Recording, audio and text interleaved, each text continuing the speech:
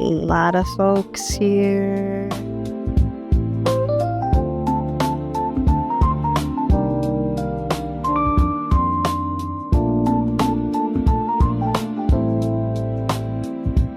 What's your name? Nick. Jeffrey's Boulder, Colorado. Randy's my brother-in-law. And Jeff's my dad.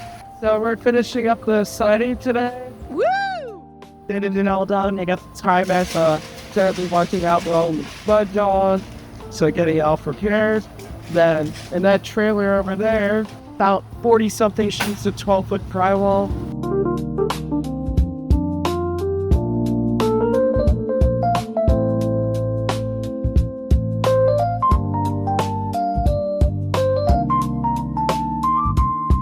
Well, this is our first peek at the drywall being hung up. Ooh, la la. Hi. Wow. I'm doing a video for YouTube.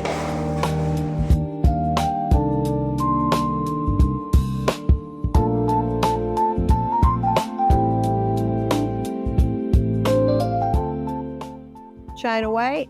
Chantilly laced. Approved. Tee-hee.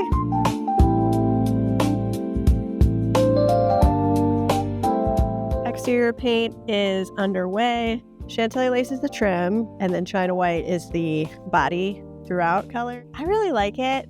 The interesting thing was I was thinking about going pink, Chippendale rose, but I didn't want it to look like Pepto-Bismol. A long shade. So I think I'm going to save that for the shed, actually. Make that a little jewel moment. Here, I wanted it to be a little more architectural and coastal and warm, and then play off the volcanic ash by PP&G. I didn't want everything to be the same color because then I feel like a compound, and something about that just didn't really appeal to me. So this is where we're at.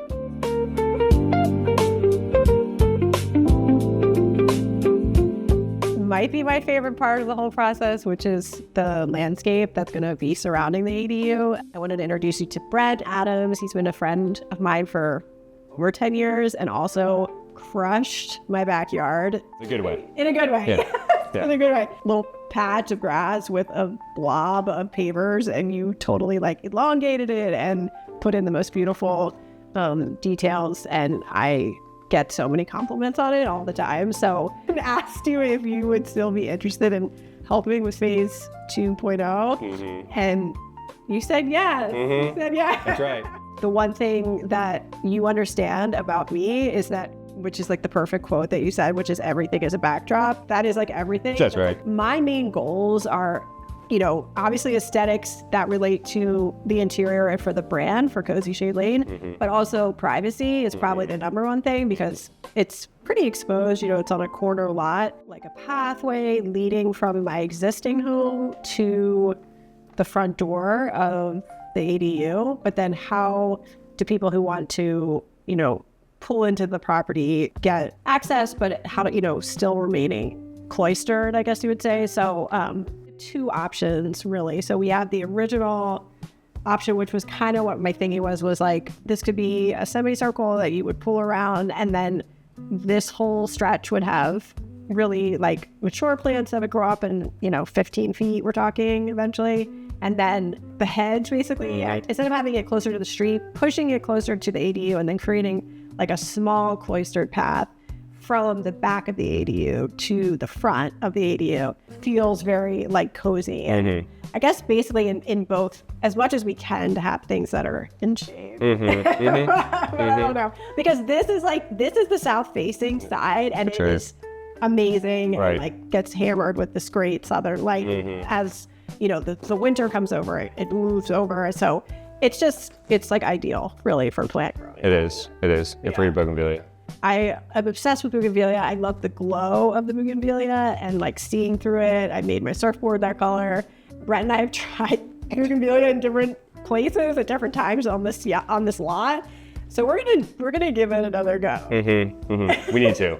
You like it way too much to not try at least one more time. Right now we're leaning more towards option 2, which is kind of a semi-private little end caps basically, or was like bookend for the entrance, and then possibly 2 spaces, and then to the bougainvillea hedge, which would be like the showstopper. That'd be nice. Yes, it would. Of the color.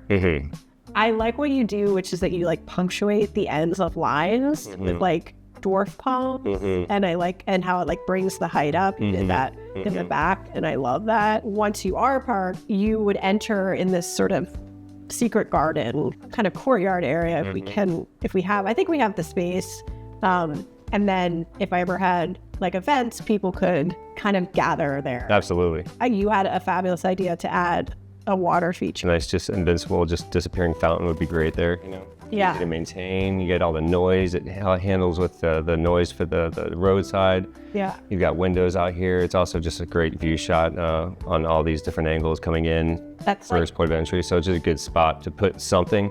Genius. And water is just the way to go. You know, I think it's just going to be one of those spots that's going to be nice to hang out with. Maybe a little bench there on the side. You've got the backdrop of the fence there too, which is going to be a nice clean look and, you know, just great. Again, a backdrop for everything. They enter from the side of, essentially you would be passing the water feature. And if you wanted to access the front of the main house, you would encounter all these cool different varieties of plants. That's right. A lot of great detail in the smallness when you come up to the doorways and stuff. It's where I really like to accentuate a lot of the plants.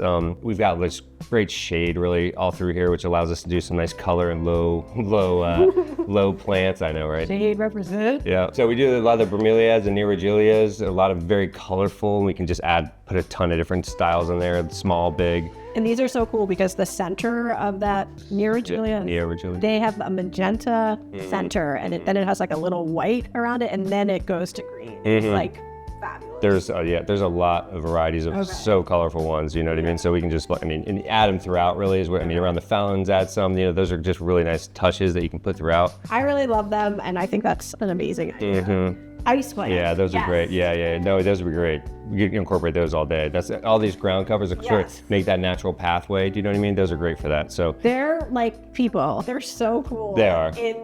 Against the rock. And a couple of height spots up here, you know, little pygmy. A very soft, subtle palm. It's not soft, it's very sharp on the inside, but it's a soft, delicate looking palm when you're looking at it. So those kind of touches with the sort of the harsher sort of colors and edges with the texture of the bromeliad, as well as, you know, adding another palm tree, just even like single Christmas palms look really nice through here. It's kind of asymmetric, but sort of flank both entrances coming in, you know. Again, there's all these Dioun spinolosums are very cool, and popping a couple of those throughout.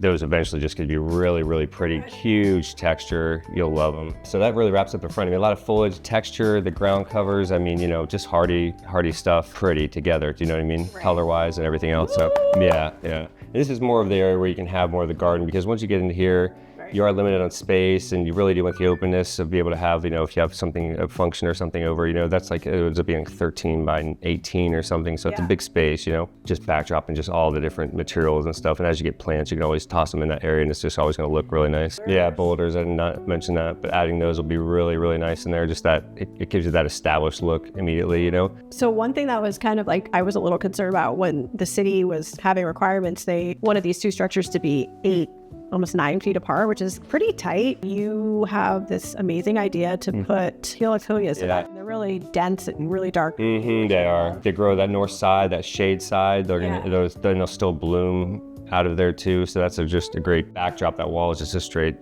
siding wall with the dark green texture, huge leaves on there. I love that. It's gonna be a perfect walkway into your outdoor shower. And then leave this whole area for future, whatever you want to use. That nook is just, you know, could be anything really, you know. Dreamy. So it sort of activates it, because right now it just feels like two structures that are sitting next to each other. You know? So, that'll be really nice. It really just comes, the backdrop here is really what we try to do on the west side here, to block your neighbor. You know, a clean look. You've already got fishtail palms back here, which is, you know, again, a nice palm, but maybe we can switch it up on the front side and do something a little more delicate but nice, like a black bamboo or something like that.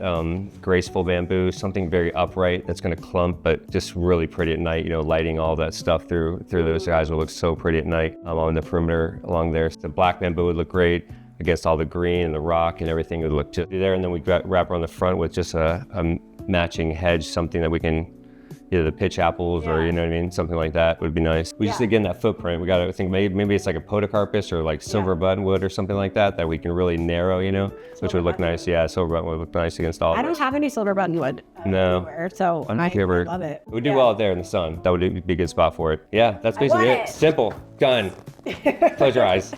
I know. Yeah. You have a fabulous company called Lit Yard. Mm-hmm. So, do you want to talk about that? Sure. I think, Lit Yards, here for all your lighting needs and audio as well. Don't forget that, you got to listen outside some music at the same time. So don't forget that one. Yes. So yes, I do lighting as well. Basically is what I do now. Outdoor audio, lighting. You don't want to see the lights. You want to just go out and have, a nice subtle moon lighting. You don't need lights in your eyes. The idea is that's what we do in music at the same time. You spend time at your house and you go outside and it's quiet and that's nice, but then you can't see anything. So, for safety, but also, just visually, it's the prettiest thing. You can light up anything. It's going to look nice. It's so true. And those are the homes that really make impacts when you're in certain neighborhoods. Seriously. You're really cool. We high five. Hooray, plants. Hooray, plants. Yay. Yay. Oh, I'm happy you're here. Time for a little 30-second house tour. Let's go. Okay, come on in. This is going to be refrigerator, cooktop, kitchen sink. And then we go to maybe a little eat-in area, possibly 2 chairs, bistro table, artwork. Then we're going to have our whole run of space for hanging artwork. So we're going to have like a dowel system here. So basically a simple track with some dowels that you can be hanging artwork. Also, this is going to be kind of like our little chill area. So we'll probably have like a seat with a little styled side table, maybe a little beautiful vignette with some fresh flowers. I am thinking about doing a sheer that is on a ceiling track. So 10-foot sheer, which could be really nice. So at times you might be able to like pull it this way or pull it that way. Oh, and then you want to come in here. We want to escape maybe after a day at the beach, or you get a little dirty with your paint, so you need to take a shower. So we're going to come in here. We're showering with this gorgeous window.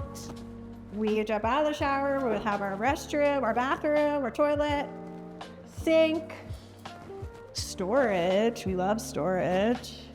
And then we come over here. This is going to be kind of like possibly a cork wall or some sort of art wall. Maybe wallpaper, grass cloth wallpaper. And then we have, our pocket doors over here. And then this is going to be our swing door that swings into the closet. And this will be all storage. So, and we know that we could do a washer and dryer here, but we're not going to do that yet. So we got storage, owner's closet. And then this may be where my desk is going to be, and I'm going to be doing the emailing and coming up with creative ideas. And then over here might be kind of a display wall for some of the products at Cozy Shade Lane. So some of the bags, the citrus juicers, the candles. So I'm really excited about this area too. There you have it. Welcome. Oh. Actually, today we're going to be looking at some paint colors. So I'm going to be picking a paint color for the ceiling and for the walls. A lot of art galleries, their ceiling is actually a little bit lighter, a little brighter, and then the walls are a little warmer. All starting to come together. And then what we're going to be doing is cleaning this concrete floor, buffering it a little bit, and then sealing it with a matte finish. We'll start to do some tiling, and we'll start to bring in some cabinetry. So the month of June, I think we're going to be rocking and rolling here.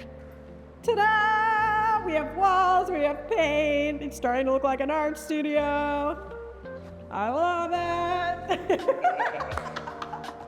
All right, we're talking white paints, which is like one of the funnest things to try to figure out. So for here, I really wanted to have a lighter ceiling, exterior elements matte. I'm leaning towards Chantilly lace for the ceiling and then white dove on the wall. Just a little bit of warmth so it's not as stark and feeling like it's a primer. That's the pick for now. Okay, you gotta go. I got stuff to do, okay?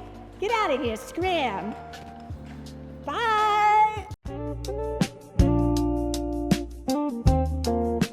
we can do a really heavy clean and just get the sheetrock off and seal it. You could grind it to take the top layer of the concrete. That would expose more aggregate and like some salt and pepper, rock exposure. That is another way of going about it. Or you can introduce a stain to kind of change the color. But you say you don't want to go dark. The biggest thing with those two methods is you cannot really control the color. Really what it would be is if you were to spray water on this now, that's kind of the water test. Yeah. Whatever it looks like now is what it would look like sealed. We can use a urethane, which tends to sometimes not go quite as dark as like a more penetrating sealer.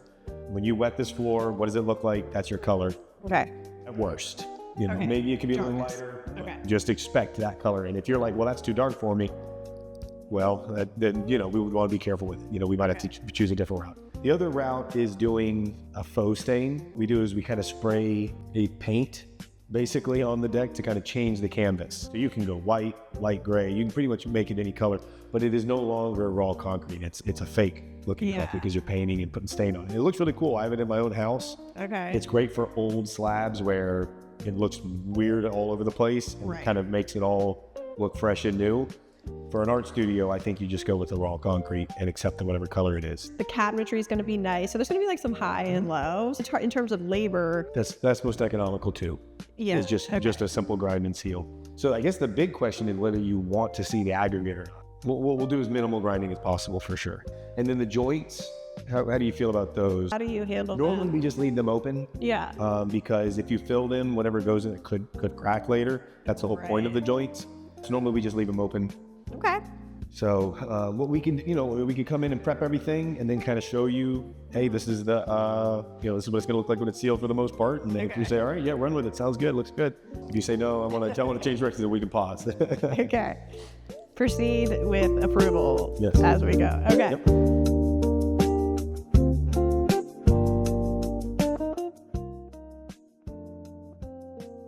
Okay, checking in. Yesterday was such a big day. It was almost like overwhelming and crazy. My contractor team they just delivered so many like amazing surprises, the cabinets, the transoms. I was just like floored. But it was almost like chaotic. There was so much going on.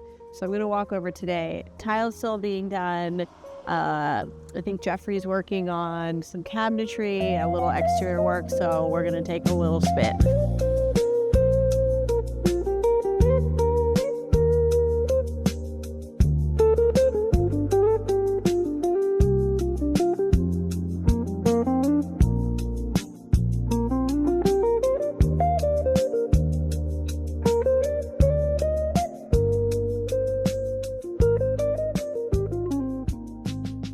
Ooh, we have like real dust going on. We have color in here now, which is like, Got your custom yellow cabinetry going in. yeah. Try to work on your fridge panel, cut it fit. All right, so this is our fridge panel, which is going to be like our kind of the cap, the end of the kitchenette. Amazing. Got Jamie doing some electrical for your mini split coming in soon. AC. Oh my God. Things are happening. I know, a lot is happening. Like yesterday was overwhelming. I got so many surprises, so many treats. It was awesome. Good. I'm really happy. Good to check in. Go check on Jamie. He's putting on a show out there for you. Okay. Wait, the word on the street is Jamie might be topless. I don't know. Topless Jamie. All right, we're looking for our favorite electrician. Casey! Casey! I love it. Yes. So pretty. So math class is in session. It's 3,000 watts divided by 240 volts Yeah. equals 12.5 amps. Okay. Kids. Kid. Electricity kills, kids.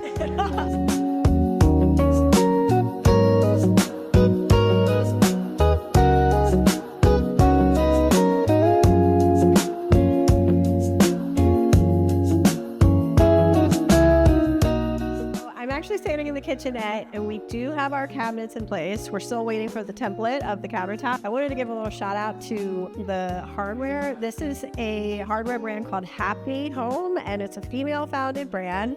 And I knew I wanted acrylic hardware, but I was like, kind of scouring the market, and I came across her brand, and I was like, oh my God, these were like made for the kitchenette here. So it has some brass detail, but it also has this gorgeous acrylic, and it is, you know, see-through, which I don't know, something about it feels very mid-century modern, and also like kind of sophisticated in the charcoal color. So I have pools in 8-inch and 5-inch, and then the T-knobs for the doors. So I'm like so happy about these, and I'm so happy about the cabinet color, and it's really coming together. Shelving.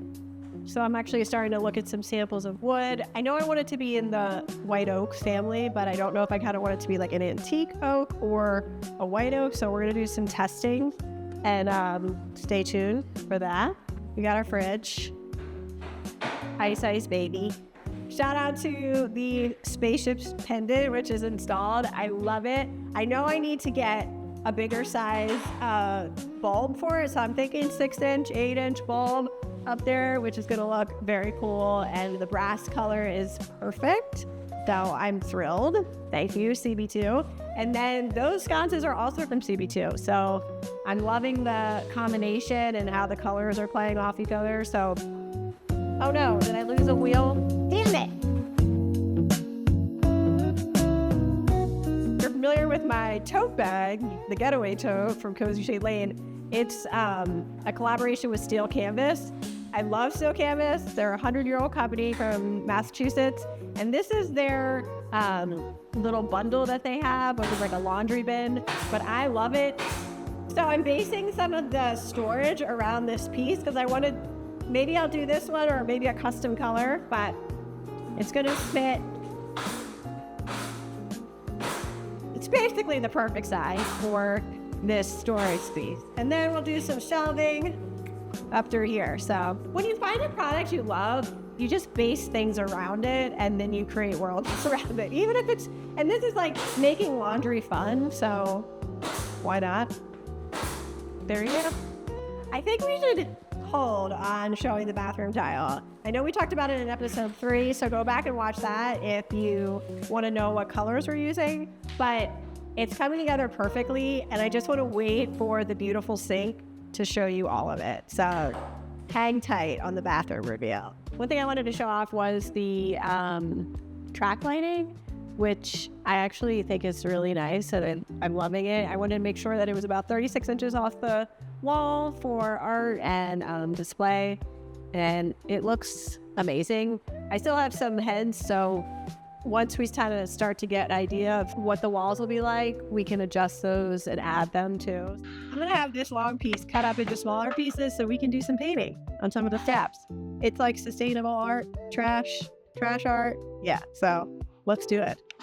Sort of the idea behind wanting to do some trash art or chart or, you know, sustainable art with the pieces is I've reached a little bit of design fatigue where you've made decisions and decisions and decisions over and over and over, and now you're like, okay, I want it to be done and I want to just enjoy. So I'm going to do some painting to relax my mind and just enjoy being in the space. Okay, so what I'm actually holding is the Hardy board, which is the paneling that is for the exterior. So what's interesting about this board is it's obviously not going to be absorbent for, you know, painting on, which is good and bad in some cases, but it's going to be just a fun surface, almost like a masonite to paint on. So why not?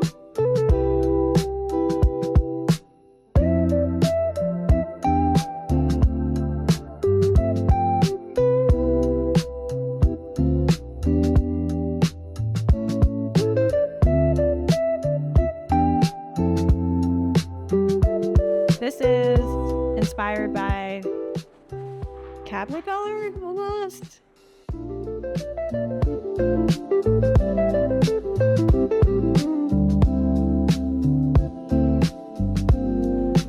A little Gulf Coast sunset vibe going on here.